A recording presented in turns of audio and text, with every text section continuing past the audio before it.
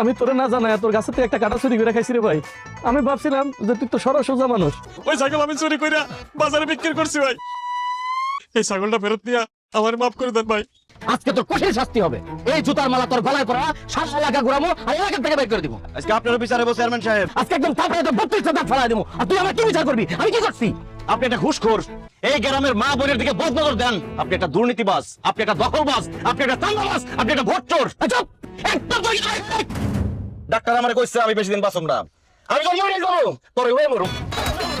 সবার সামনে স্বীকার কর তুই একটা ঘুষখোর। আমি ঘুষ খাই।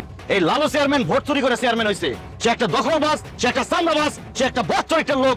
এই লোক প্রত্যেকটা দিন আমার বড় বিরক্ত করে। আমি বিচার চাইতে আওয়াতে আমার উল্টা চোর বানাইছে। এই জুতার মালা এই চোর চেয়ারম্যানের গলায় পরায়া পুরা এলাকা ঘোরা আর সবাই।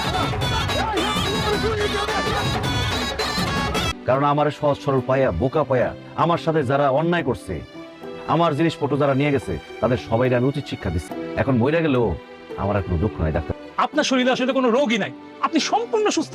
মানুষ তোমার উপর অত্যাচার করে, অন্যায় করে, তবুও তুমি ভয়ে কিছুই করতে পারতা। অন্যায়ের প্রতিবাদ কইরা 2 দিন বাঁচার মধ্যে যে শান্তি আছে, অন্যায় সহ্য কইরা 100 বছর বাঁচার মধ্যেও সেই শান্তি নাই।